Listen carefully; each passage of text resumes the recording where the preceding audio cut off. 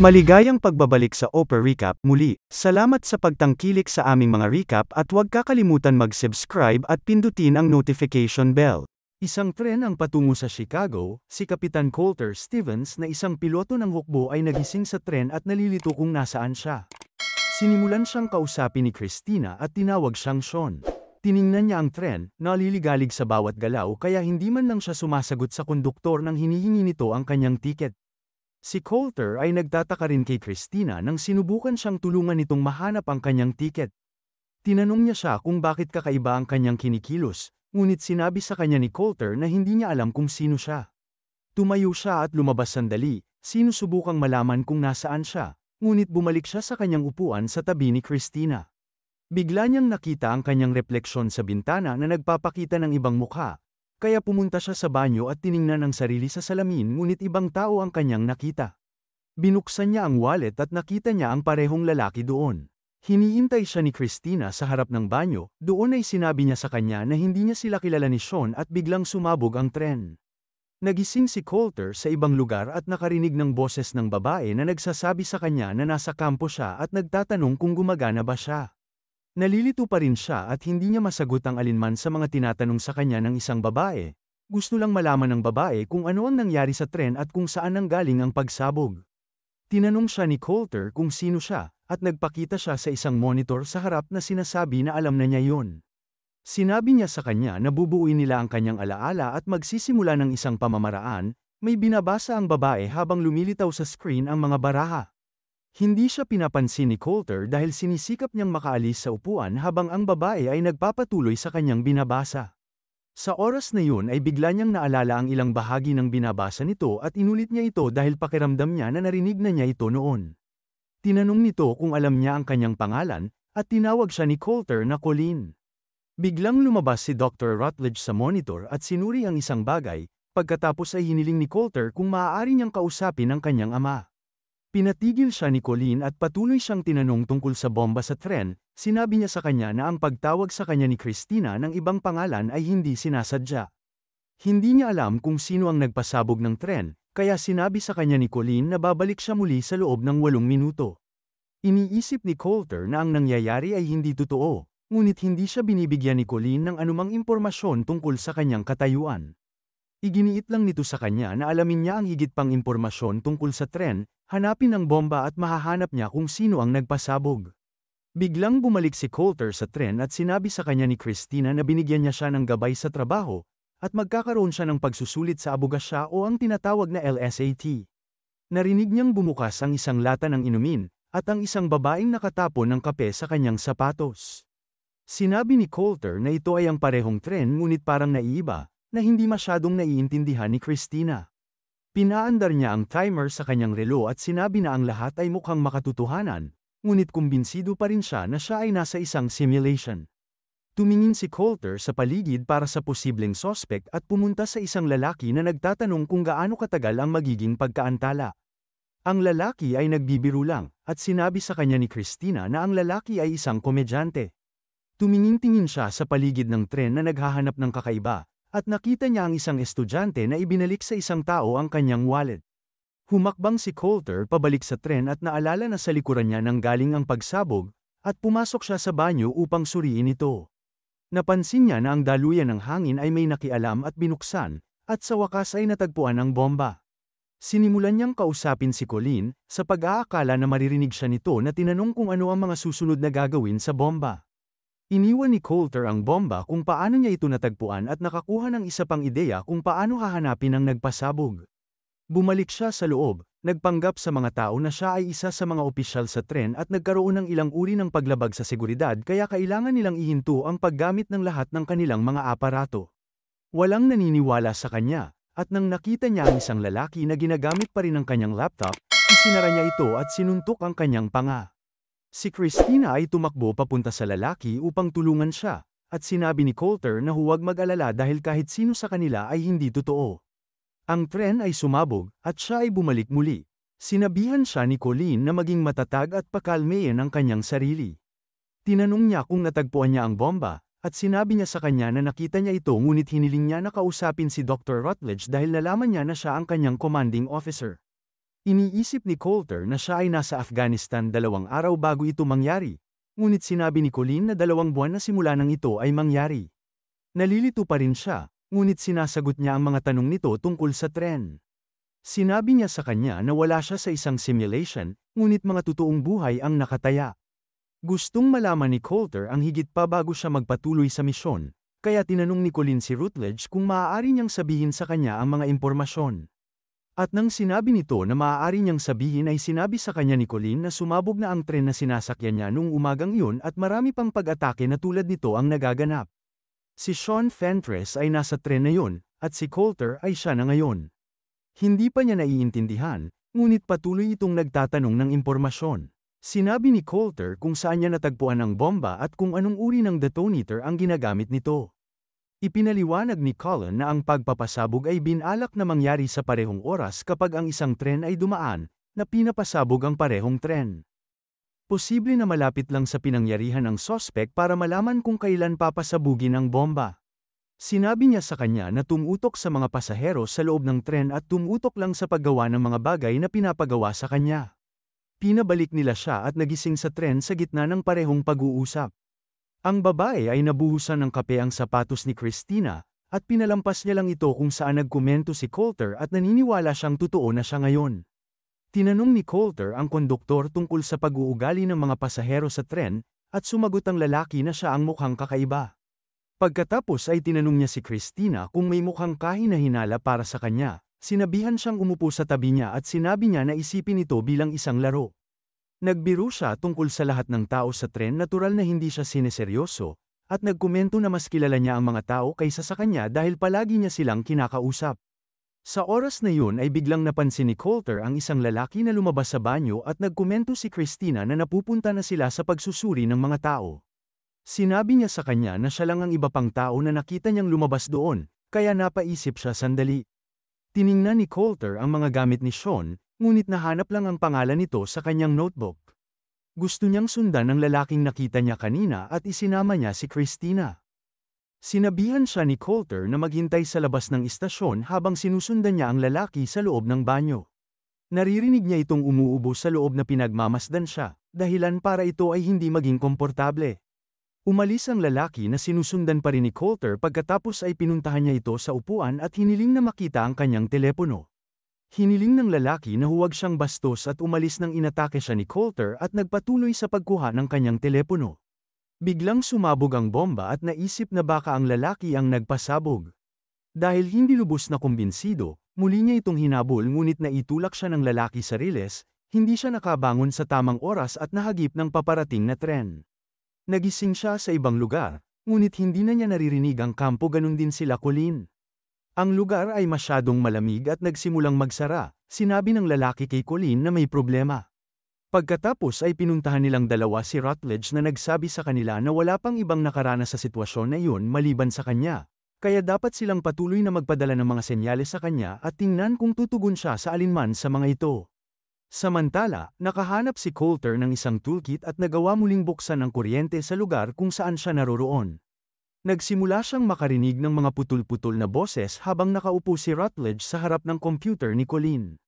Narinig ni Coulter na may binabasa si Rutledge at tinawag siya habang naghahanda siyang umalis.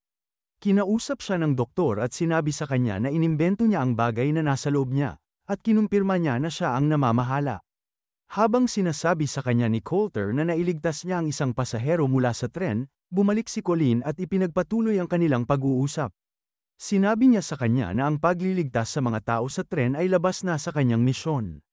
Iginiit ni Coulter na nakapagligtas siya, ngunit ipinaliwanag ni Rutledge na nailigtas lamang niya ito sa source code.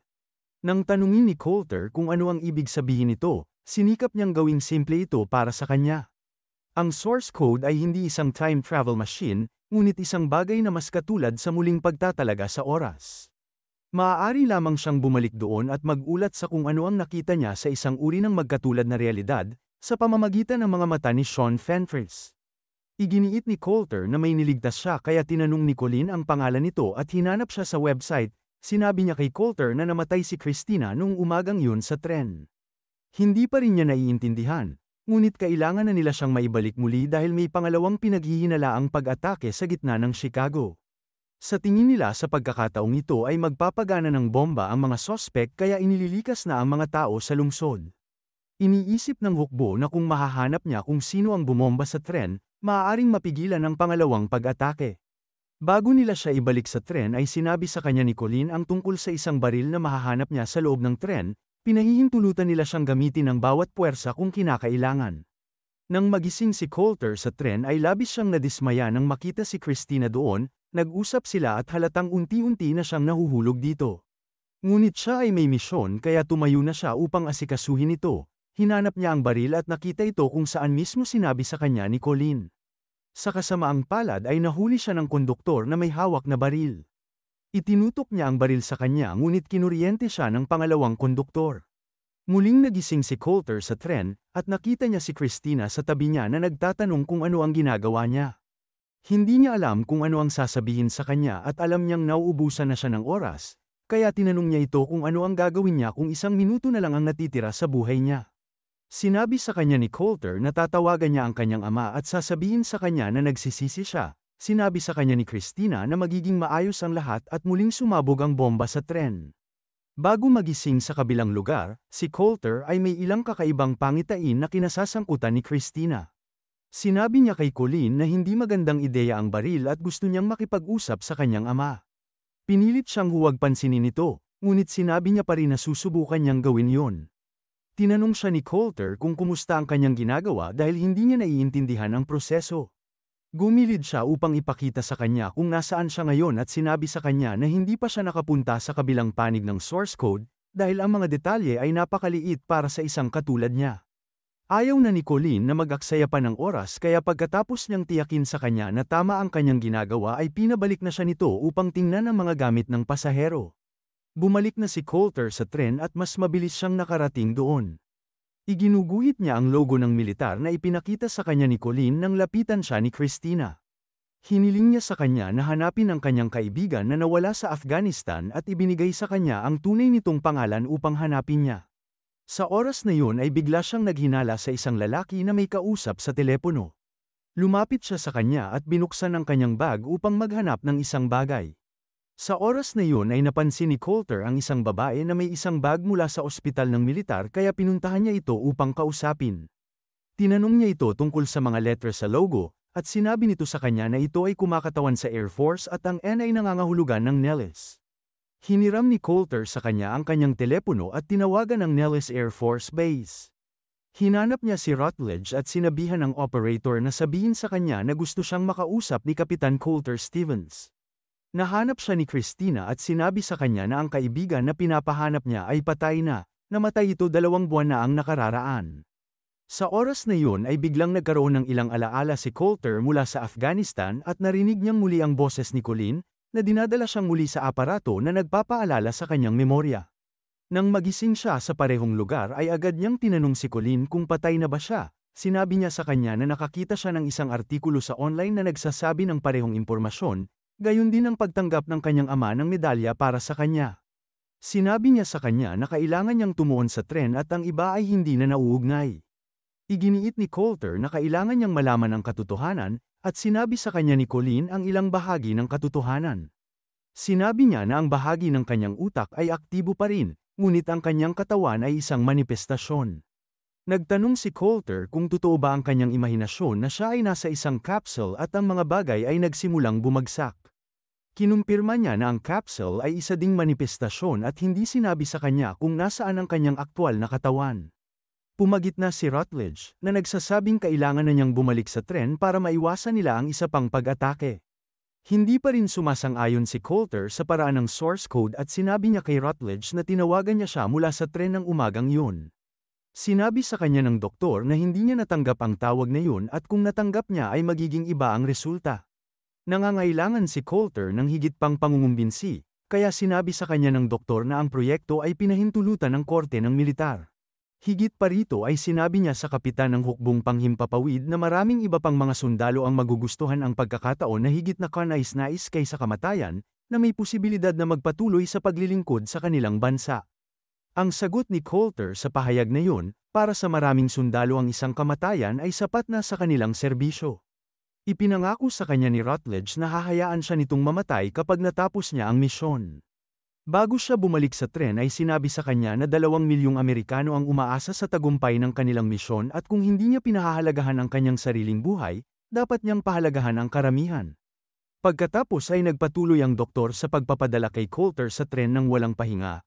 Sinabi niya sa sundalo na patuloy nilang gagawin ito hanggang sa matagpuan niya ang nagpasabog. Sinabi ni Coulter na hindi niya ito magagawa at minanipula siya ni Rutledge para makarating siya kung saan niya siya kailangan. Pinatunog niya ang isang recording ng kanyang ama na sumasagot sa interview pagkatapos niyang mamatay. Nakakaramdam ito ng panghihinayang na hindi talaga nila naiintindihan ang isa't isa. Pagkatapos ay sinabi ni Coulter kay Rutledge na ipadala na siya sa tren. Bumalik si Coulter sa tren at dumiretso sa lokasyon ng baril at ng bomba.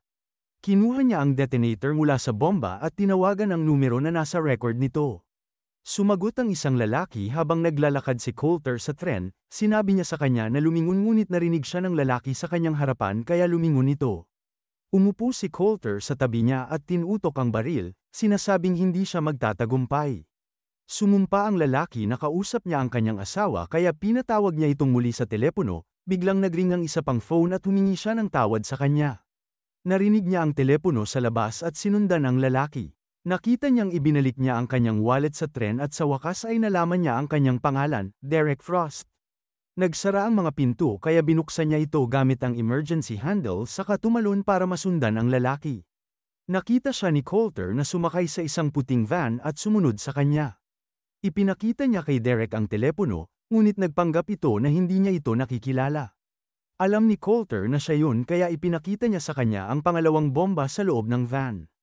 Sinuri niya ang bomba at tinanong siya kung saan ang susunod niyang target, ngunit biglang nagpakita si Christina at binaril silang dalawa ni Derek.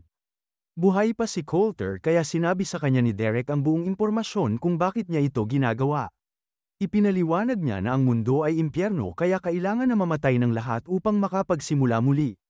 Sumakay si Derek sa van at iniwan sila doon, at ang bomba sa tren ay sumabog ng hindi alintana.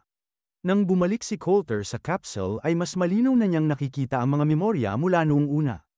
Sa kanyang pagbabalik ay agad niyang sinabi kina Colleen at Rutledge ang tungkol sa suspect at ang van na kanyang sinakyan. Kinumpirma niya na ang pangalawang bomba ay radioactive, kaya binati siya nina Rutledge at Colleen at sinabi na tapos na ang kanyang misyon. Bago nila siya iwan ay hiniling niya na ibalik siya upang subukan na iligtas ang mga tao bago siya mamatay. Samantala, inaresto ng hukbo si Derek Frost bago pa niya mapasabog ang pangalawang bomba. Si Rutledge ay nakakuha ng pagpapatunay mula sa kanyang mga superior tungkol sa kanyang proyekto at si Colleen ay bumalik upang makipag-usap kay Coulter. Pinag-uusapan nila ang mga posibilidad ng magkatulad na mga katotohanan at kung ano ang maaaring maging katulad ng iba't ibang bersyon ng mga tao doon. Ipinaliwanag ni Colleen na nakakita lamang siya ng mga anino ng mga taong namatay sa tren. Sinabi niya sa kanya na hindi na niya mababago ang nakaraan, ngunit iginiit ni Coulter na mayroong isang hindi ligtas sa bomba na hindi niya nakita noon at siya ay mali. Nakiusap si Coulter sa kanya na ibalik siya sa tren kahit hindi inaprubahan at pagkatapos ay patayin na siya. Nahihirapan siyang magpasya ngunit ginawa pa rin niya ito, at sinabi sa kanya na sa pagtatapos ng source code ay tatanggalin na niya ang sumusuporta sa kanyang buhay. Binanggit sa kanya ni Coulter na ililigtas niya si Christina. Sinabi naman ni Colleen na ito ay isang karangalan at binati siya ng magandang kapalaran. Bumalik si Coulter sa tren sa huling pagkakataon at niyaya niya si Christina upang magkape at malugod nitong tinanggap.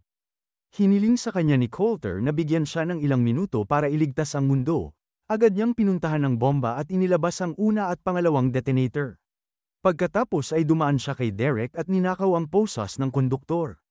Nang aktibo na ang source code ay nakakuha si Rutledge ng mas magagandang review mula sa kanyang mga superior, habang papasok naman si Colleen sa kanyang opisina.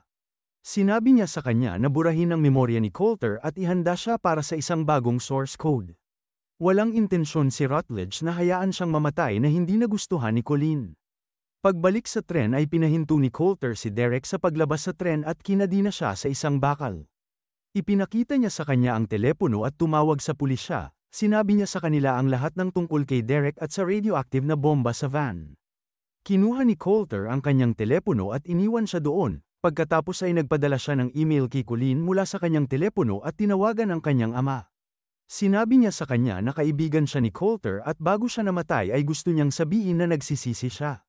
Samantala, pumunta si Colleen sa lugar kung saan nila itinago ang kanyang katawan at binuksan ang capsule na nakikita ang estado ng kanyang katawan.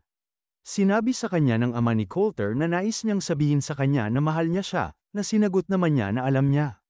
Bumalik si Coulter kay Christina at nakatanggap naman si Rutledge ng tawag na si Colleen ay kasama na si Coulter.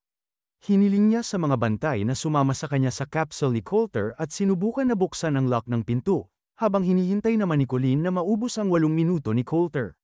Sa tren ay tinanong ni Coulter si Christina kung ano ang kanyang gagawin kung wala ng 1 minuto ang kanyang buhay, sumagot naman siya na gagawin niyang mahalaga ang mga segundo na yun at hinalikan siya ni Coulter. Tinanggal na ni Colleen ang kanyang suporta at tumakbo ang mga bantay sa loob para lang makita ang bangkay ni Coulter. Pagbalik sa tren ay hindi nangyari ang pagsabog, at sinabi ni Coulter na magiging okay ang lahat. Naglalakad sila ni Christina sa Chicago at napagtanto na ang mga pangitain niya noon ay nangyayari ngayon. Dito na nagtatapos ang kwento, sana ay nagustuhan mo ito. Kung hindi ka pa nakasubscribe ay mag-subscribe ka na upang matulungan mo ang channel na ito. Mag-comment ka na rin tungkol sa kwento. Salamat!